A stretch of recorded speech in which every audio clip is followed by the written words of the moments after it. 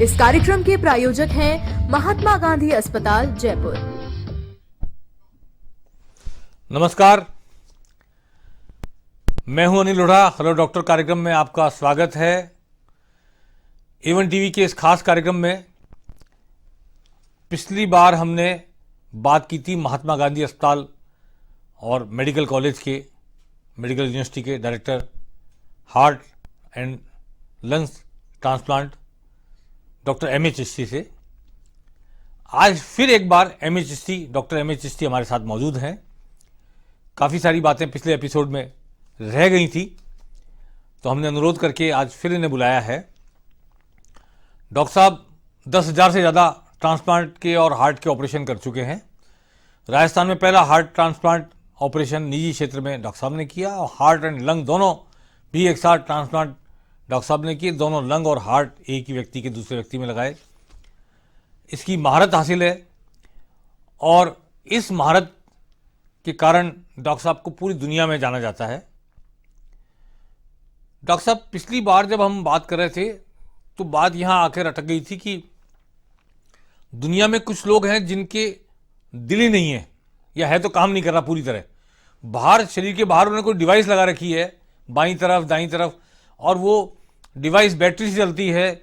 और आपने बताया था कि बैटरी चलने वाली इस डिवाइस से जो लोग जिंदा हैं वो लोग, उनकी नब्ज नहीं पकड़ सकते आप, उनकी पल्स रेट नहीं आती, उनका ब्लड प्रेशर नहीं होता। यहाँ बात, इससे आगे हम शुरू करना चाहते हैं। डॉक्टर साहब, क्या एक बार रिपीट करेंगे वो डिवाइस क्या है और किस तरह काम करती है? उस डिवाइस को वेंट्रिकुलर असिस्ट डिवाइस कहा जाता है। आपको याद होगा, हार्ट के दो भाग होते हैं, राइट एंड लेफ्ट। अगर राइट हार्ट में लगाते हैं तो उसको आर वैड कहा जाता है, राइट वेंट्रिकुलर असिस्ट डिवाइस। अगर लेफ्ट साइड में लगाते हैं तो एल वैड कहा जाता है, लेफ्ट वेंट्रिकुलर असिस्ट डिवाइस। आमतौर से लेफ्ट वेंट्रिकल में ही लगता है। अच्छा, तो ये कंटिन्यूस फ्लो होता है। अगर आपको ध्यान होगा, मैंने क्लास में बताया था कि हार्ट जो है धड़कता है और पल्स स्टाइल फ्लो होता है शरीर में हार्ट के धड़कने की वजह से। जी। एलवैड में जो पंप्स यूज होते हैं वो कंटिन्यूअस फ्लो पंप्स होते हैं। जी। तो उसकी वजह से अगर कंटिन्यूअस फ्लो रगों में चलता हो तो उसमें वो पल्स नहीं मिलता, नब्ज आपको नहीं मिलेगी मरीज में। मरीज ठीक ठाक चल फिर रहा, अपना काम कर रहा है, सब कुछ कर रहा है, पल्स रेट नहीं है, पल्स रेट नहीं होगी। और ब्लड प्रेशर भी आपको कन्वेंशनल इंस्ट्रूमेंट से नहीं नाप सकते, उसमें डॉपलर का इस्तेमाल करना पड़ता है ब्लड प्रेशर नापने के लिए। जी। डॉक्टर साहब, ये डिवाइस लगती है उस स्टेज पर जब दिल के इलाज करने के सारे रास्ते बंद हो जाते हैं दूसरे। बिल्कुल सही है।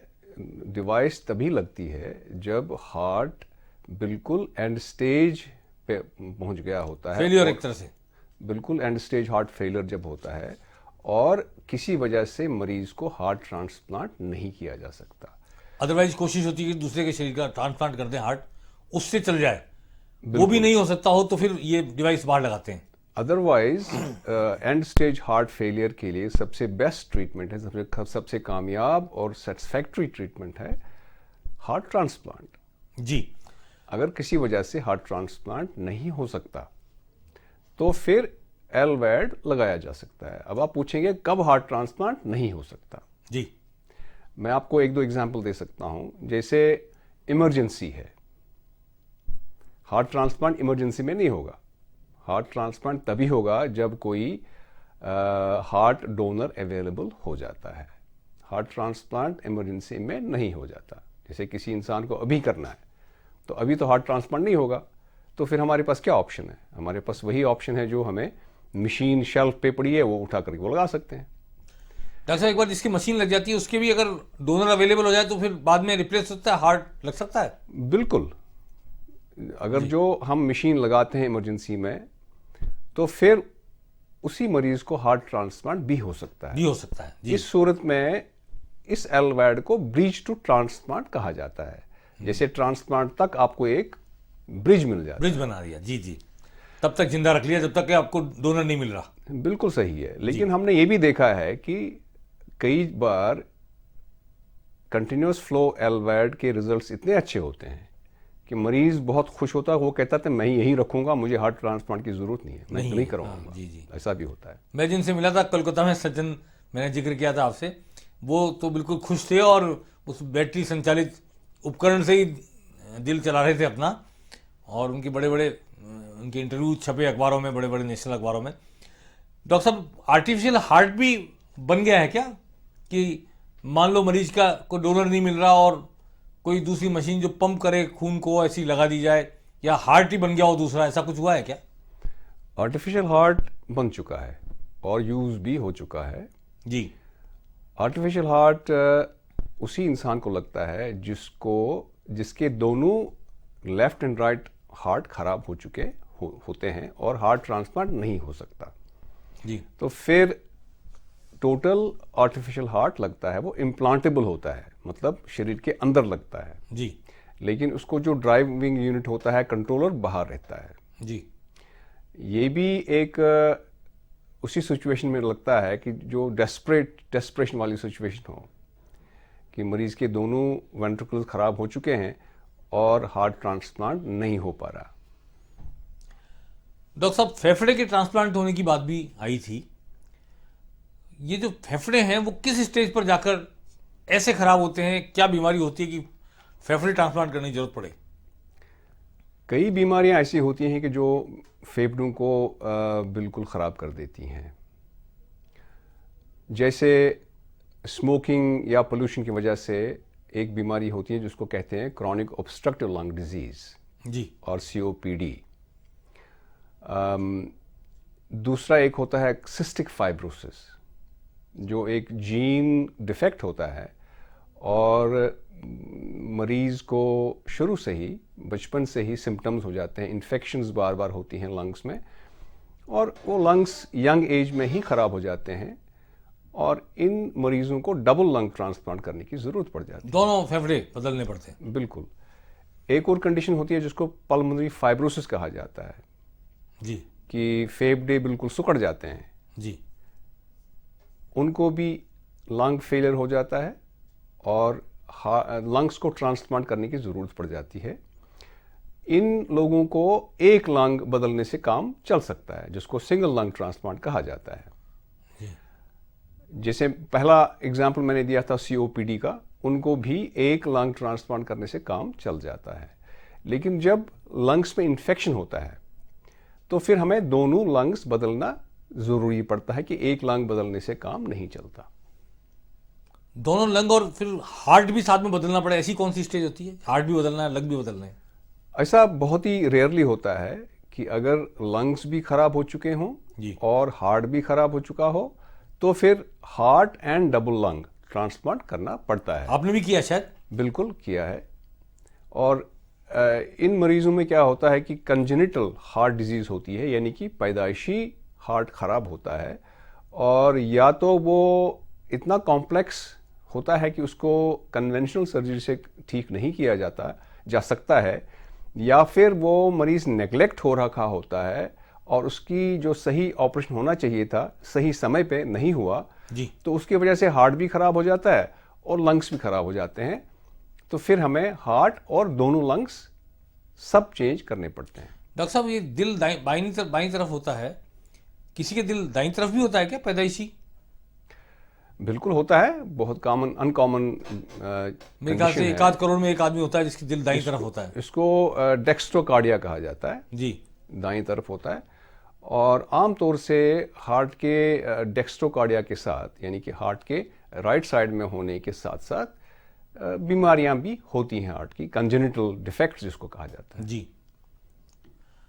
डॉक्टर साहब, ये आपने कहा था एक बीमारी जीन से आ जाती है, फेफड़े वाली बात पे, तो क्या जीन थेरेपी भविष्य में उसका इलाज है कि आप उसकी जीन को बदल दो बच्चे के या पिता के, और उसके बाद होने वाले बच्चे में वो बीमारी ना आए? जीन थेरेपी के कई पहलू हैं, कई उसके लेवल्स पे आप उसके काम कर सकते हैं। जी। एक तो अगर कोई जीन डिफेक्टिव है उसको वायरस वेक्टर के ज़रिए से जीन को बॉडी के अंदर इंट्रोड्यूस किया जा सकता है। जी। तो वो जीन थेरेपी कहलाती है। और दूसरा ये तरीका होता है कि फैमिली ट्रीज को स्टडी किया जाए जी, और सही समय पे उनको एडवाइस दी जाए कि कैसे ये प्रिवेंट हो सकती हैं। जी। डॉक्टर साहब, जैसे बताया था आपने कि हार्ट जब ट्रांसप्लांट करते हैं तो ओ ब्लड ग्रुप वाला किसी को भी हार्ट दे सकता है, लेकिन ए वाला, बी वाला या ए बी वाला ओ वाले को ट्रांसप्लांट करने के लिए हार्ट नहीं दे सकता। ब्लड ग्रुप का उसमें महत्व था। क्या फेफड़े में भी यही बात लागू होती है कि फेफड़ा ट्रांसप्लांट करने के लिए पर्टिकुलर ग्रुप का ही फेफड़ा पर्टिकुलर आदमी के लगेगा, या इसमें भी ओ ग्रुप के ब्लड ग्रुप वाले क्या फेफड़ा किसी को भी लग सकता है और ए बी और ए का जो फेफड़ा है वो नहीं लग सकता? ओके, क्या ये यहाँ भी ब्लड ग्रुप इंपॉर्टेंट है? ब्लड ग्रुप कंपैटिबिलिटी का जो रूल है वो हर एक ऑर्गन को अप्लाई करता है। जी जी, किडनी और लीवर सबको। हाँ, जो भी चीज़, चाहे वो ऑर्गन ट्रांसप्लांट आप कर रहे हो, चाहे आप टिश्यू ट्रांसफ़र कर रहे हो जैसे स्किन या बोन, उसमें भी ये प्रिंसिपल अप्लाई होता है। जी, तो यहाँ फेफड़े में भी होगा निश्चित तौर पर। बिल्कुल, अब फेफड़े वही में होगा भी कि ओ ब्लड ग्रुप वाले का फेफड़ा किसी को भी लगा सकते हैं, लेकिन ए बी और ए बी इनका फेफड़ा ओ को नहीं लगा सकते। ओ को नहीं लगा सकते। जी। ए बी अगर किसी का होगा वो रिसिपिएंट तो बात काफ़ी लकी है, क्योंकि उसको तो सभी लग सकते हैं। जी। ओ भी लग सकता है, ए भी लग सकता है, बी भी लग सकता है। बी भी लग सकता है। जी। और बी वाले को या तो बी ग्रुप चाहिए या तो ओ ग्रुप चाहिए। ए वाले को या ए चाहिए या ओ चाहिए। ओ चाहिए। जी जी, ओ तो यूनिवर्सल डोनर है। ओ यूनिवर्सल डोनर है, ए बी यूनिवर्सल रेसिपिएंट भी है। अच्छा, जी जी। डॉक्टर साहब, ये जो बात हमने अभी तक की है फेफड़े की और इसकी हार्ट ट्रांसप्लांट की बात की है, इसमें डॉक्टर साहब कोई एज ग्रुप है क्या? कौन डोनेट कर सकता है और कौन डोनेट नहीं कर सकता एज वाइज? ऑर्गन पे डिपेंड करता है। लिवर और किडनीज, उसके लिए 70 इयर्स ओल्ड डोनर भी हम ले सकते हैं। जी। लेकिन आमतौर से हार्ट और लंग के लिए 50 इयर्स से यंगर डोनर्स हम पसंद करते हैं। प्रेफरेबल है वो।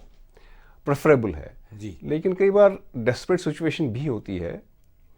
अगर जो कोई मरीज अशद ज़रूरत है ट्रांसप्लांट की, हार्ट की या लंग्स की, और हमें लगता है कि ऑर्गन किसी बुजुर्ग का ठीक ठाक है, गुड क्वालिटी का है, तो हम एक्सेप्ट भी कर सकते हैं। उसकी क्वालिटी चेक करते हैं ऑर्गन की, जिसको ऑर्गन को ले रहे हैं हम, कि वर्किंग उसकी ठीक है कि नहीं है। उसमें कई क्राइटेरिया होते हैं सिलेक्शन के। जी जी। वो उसमें कई चीज़ें होती हैं, तो वो ये हमें पूरा निश्चित करना होता है कि ऑर्गन जो हम ले रहे हैं वो ऑर्गन ट्रांसप्लांटेशन के बाद बढ़िया काम करेगा। जी जी। उसके पैरामीटर्स होते होंगे चेकिंग के? उसके बिल्कुल क्राइटेरिया होते हैं, स्ट्रिक्ट क्राइटेरिया होते हैं। जी। डेस्परेट सिचुएशन में कई बार हम कुछ क्राइटेरिया रिलैक्स कर देते हैं, लेकिन ये हमें श्योर होना चाहिए कि ये ऑर्गन सही सलामत काम करेगा ट्रांसप्लांट के बाद, तभी हम उस ऑर्गन को ले लेंगे। अगर जो लंग्स की हम बात करेंगे, 100 डोनर अगर हमारे पास लंग्स के होते हैं, पोटेंशियल डोनर्स, जी। उनमें से 15 या 20 लंग्स ही यूज करने के लायक होते हैं। अच्छा जी। और उसमें भी शायद मेरे ख्याल से देखते होंगे कि सिगरेट पीता नहीं पीता है, उसकी बिल्कुल, अगर जो हैबिट है क्या? बिल्कुल सही बात है। कई चीज़ें हम देखते हैं। सिगरेट की आपने सवाल उठाया, 20 पैक ईयर्स तक हम एक्सेप्ट कर सकते हैं। जैसे number of packs per year और number of years of smoking, उनको मिलाकर हम पैक ईयर्स कैलकुलेट करते हैं। जी। अगर 20 पैक ईयर्स से कम स्मोकिंग करी हो तो भी हम लंग्स को काम में ले सकते हैं। काम में ले सकते हैं, अगर दूसरे क्राइटेरिया वो सेटिस्फाई कर रहे हो। कर रहा होता है तो। जी। डॉक्टर साहब, ये हार्ट और लंग्स की ट्रांसप्लांट को लेके बातचीत का हमारा सिलसिला हम जारी रखेंगे। फिलहाल लेते हैं एक छोटा सा ब्रेक। ब्रेक के उस पार हम जल्द वापस मिलेंगे और बातचीत करेंगे डॉक्टर एम एच चिश्ती से हार्ट और लंग ट्रांसप्लांट के लिए या अंगों के ट्रांसप्लांट के लिए दुनिया में कैसे कैसे कानून है, कैसे आदमी स्वेच्छा से दे सकता है, कैसे आदमी को क्या अंग देने के लिए मजबूर भी कानून के द्वारा कहीं किया जा रहा है दुनिया में, इस पर भी हम डॉक्टर साहब से चर्चा करना चाहेंगे। आज हम बात कर रहे हैं हार्ट और लंग्स ट्रांसप्लांट के लिए Mahatma Gandhi medical college university Jaipur के हार्ट और लंग ट्रांसप्लांट यूनिट के या डिपार्टमेंट के डायरेक्टर डॉक्टर एम.एच. चिश्ती से, जिन्होंने 10,000 से ज़्यादा हार्ट के ऑपरेशन अब तक किए हैं, जिन्होंने पहली बार राजस्थान में प्राइवेट सेक्टर में अस्पताल में हार्ट ट्रांसप्लांट किया, हार्ट और लंग ट्रांसप्लांट भी अकेले इन्होंने सबसे पहले किया। डॉक्टर साहब, एक बात चली थी अभी ब्रेक से पहले कि नकली या कृत्रिम, जिसको कहें कृत्रिम ही कहना ठीक होगा, आर्टिफिशियल हार्ट बन गया है, वो क्या सिस्टम है और दुनिया में कितने लोगों को अब तक लग चुका है, उसकी सक्सेस रेट क्या है, कुछ अंदाज होगा? आर्टिफिशियल हार्ट जो यूज़ हुआ है दुनिया में उसका नाम है सिनकार्डिया जी। लेकिन एलवैड के मुकाबले में उसके नंबर्स बहुत कम हैं जी। और लॉन्ग टर्म रिजल्ट्स इसके अवेलेबल तो हैं लेकिन बहुत अच्छे नहीं हैं, और चूंकि उसकी कीमत बहुत होती है, एक्सपेंसिव बहुत ज़्यादा होता है जी। और लिमिटेड यूजफुलनेस है, इसलिए काफ़ी पॉपुलर नहीं है जी। तो पता भी नहीं है कि कितनी सक्सेस रेट है अभी। हाँ, मतलब बहुत ही ग्लेरिंग सक्सेस रेट नहीं है उसकी। जी जी जी। यानी कृत्रिम दिल तो बना लिया साइंस ने, लेकिन अभी उसकी सक्सेस रेट के बारे में बहुत आश्वस्त नहीं है। ये कृत्रिम दिल भी क्या एक ही तरह का बना है, कुछ और भी इसमें डेवलपमेंट आगे हो रहे हैं? रिसेंटली एक और टाइप का हार्ट अप्रूव हुआ है, वो कारमैट के नाम से जाना जाता है जी। और ये मैं उम्मीद करता हूँ कि ये हार्ट सिनकार्डिया से बेहतर निकलेगा, लेकिन वो ट्रैक रिकॉर्ड देखने के बाद ही हम उसके बारे में कुछ बता कह पाएंगे, अभी नहीं कह सकते। पर फिलहाल ये कि जो कृत्रिम हार्ट बनाया गया उसको इम्प्रूव करके एक नया हार्ट और बनाया गया कृत्रिम, और उसके रिजल्ट आने वाले समय में बताएंगे। जल्दी ही वो शायद लगने लगेगा लोगों के, अभी अप्रूव हुआ ही है। डॉक्टर साहब, ये जो डोनर है, हमारे यहाँ बड़ा अभियान चलता है डोनेशन का कि किसी ने अपना शरीर दान कर दिया, मेरी मृत्यु के बाद विल लिख दी कि मेरी मृत्यु के बाद मेरे अंग निकाल लिए जाएं। कुछ लोग अचानक ब्रेन डेड हो जाते हैं, उनको पता नहीं होता कि वो मरने वाले हैं या ब्रेन डेड होने वाले हैं, तो उसके केस में कोई कानून है?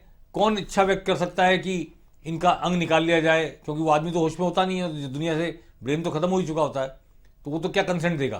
तो कंसेंट के लेवल पर भारत में क्या कानून है? अपने देश में सिर्फ एक ही तरह का कंसेंट चलता है, वो एक्सप्रेस कंसेंट चलता है।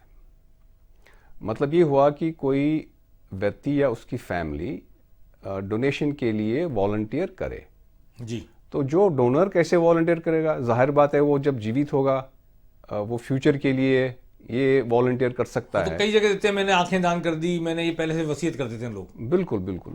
तो उसमें ये तरीका ज़्यादा बेहतर रहता है कि नोटो जो नेशनल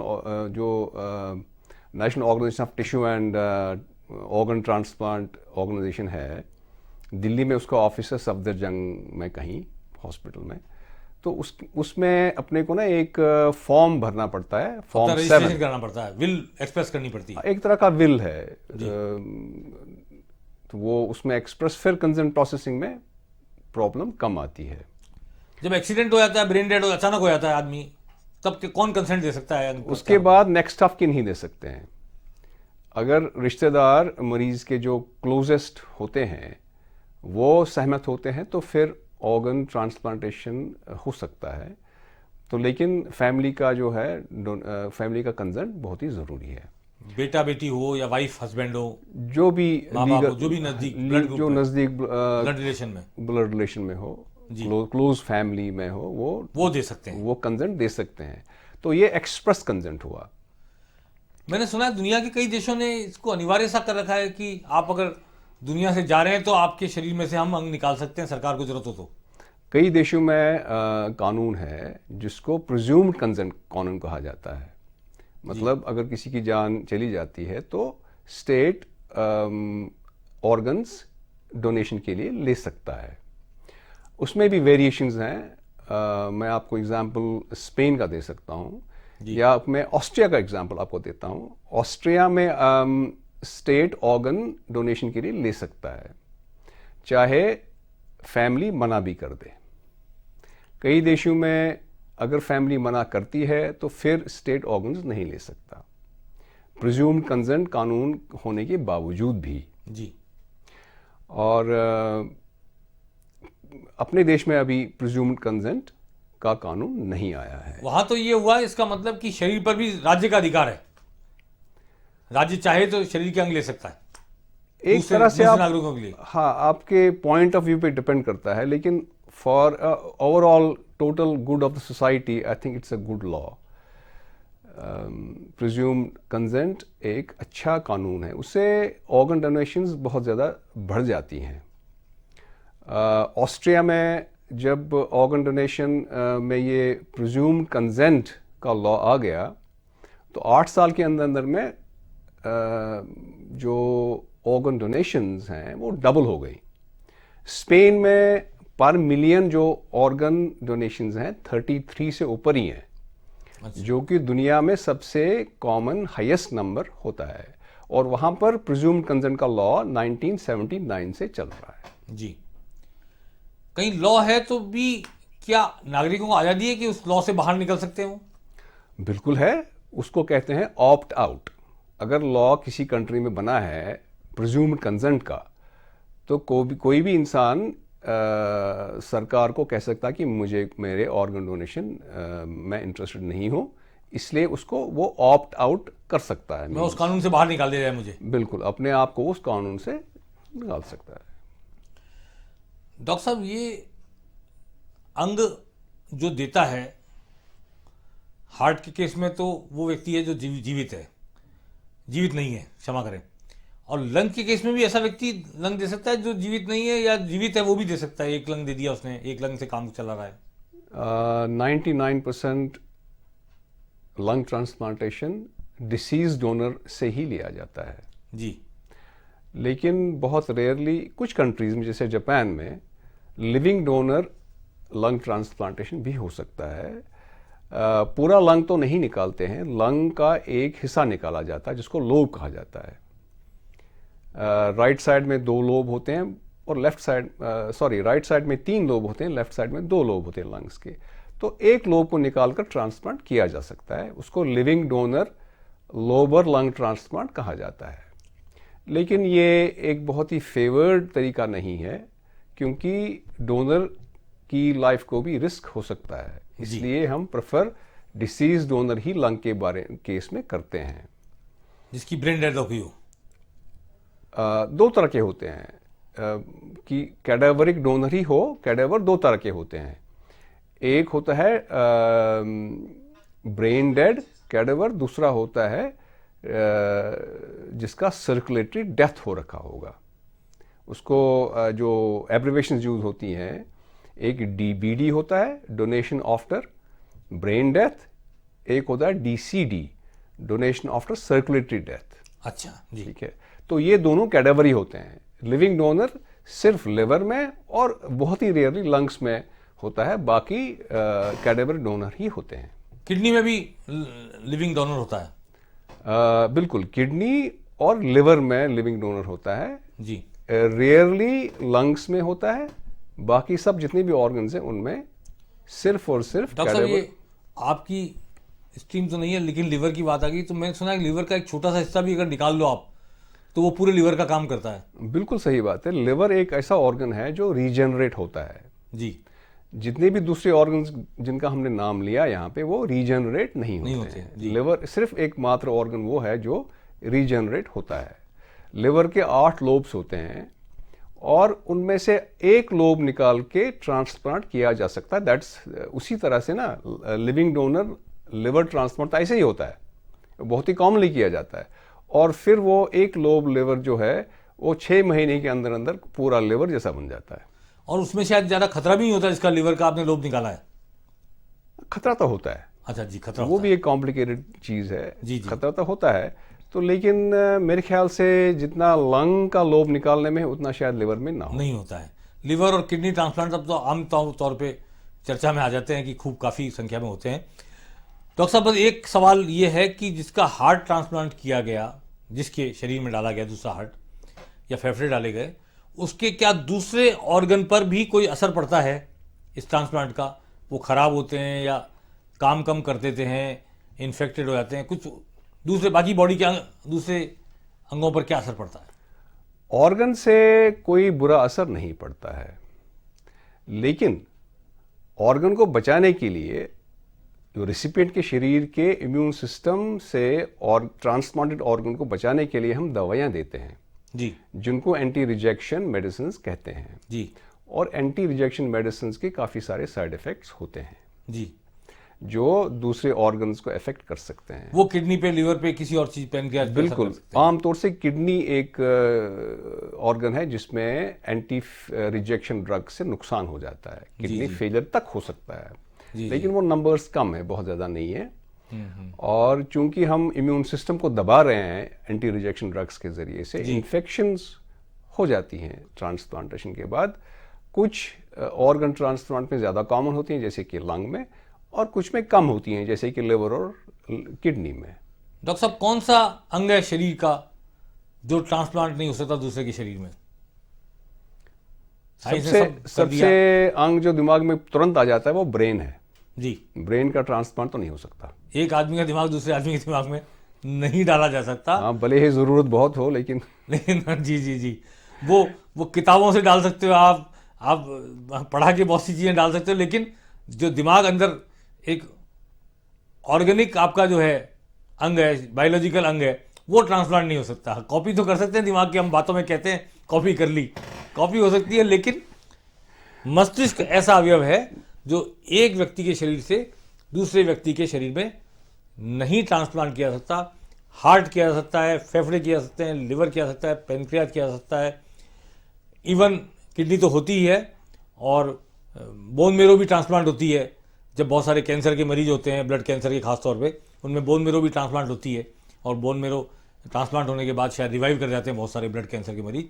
लेकिन दिमाग है वही इंसान है, दरअसल उसी की पहचान है, नाम से, वाणी से, दृष्टि से, सोच से, चिंतन से, और पत्थरों के युग से मानव सभ्यता आज यहाँ तक पहुँच गई कि एक शरीर के अंग दूसरे के शरीर में डाले जा सकते हैं, कृत्रिम मानव बनाया जा सकता है, आर्टिफिशियल इंटेलिजेंस बनाई जा सकती है, और इस सब के पीछे एकमात्र योगदान हमारे दिमाग का है। और जिस दिल की हम बात करते हैं कि दिल को बदल दिया, दिल बना दिया दूसरा आर्टिफिशियल, वो दिल यहाँ जरूर है, लेकिन जब लोग बातों में कहते हैं कि आदमी दिल से नहीं सोचता, या आदमी दिमाग से सोचता है, तो दिल और दिमाग वास्तव में होते दिमाग में ही हैं। ये अलग एक बायोलॉजिकल फैक्ट है, मेडिकल फैक्ट है। लेकिन शरीर के सारे अंगों का, अधिकांश अंगों का ट्रांसप्लांट हो सकता है ज़रूरत के अनुसार, कॉम्पेटेबिलिटी के अनुसार, ब्लड ग्रुप के अनुसार, और जिसके अंग को ट्रांसप्लांट किया जा रहा है उसकी योग्यता के अनुसार, उस अंग की कैपेसिटी के अनुसार। सिर्फ मस्तिष्क एकमात्र अंग है जो दूसरे के शरीर में ट्रांसप्लांट नहीं किया जा सकता। डॉक्टर साहब M.A. चिश्ती साहब हमारे बीच आए एक बार फिर, उन्होंने इतनी सारी बातें बताई, कानून की जानकारी भी दी, ट्रांसप्लांट के लिए, डोनर के लिए, फेफड़े के डोनेशन के बारे में बात बताई बहुत सारी। आपका डॉक्टर साहब बहुत बहुत शुक्रिया, आपने A1 टीवी के दर्शकों को एक बार फिर समय दिया और हमारे साथ बैठ करके इतनी सारी बातें शेयर की। नमस्कार।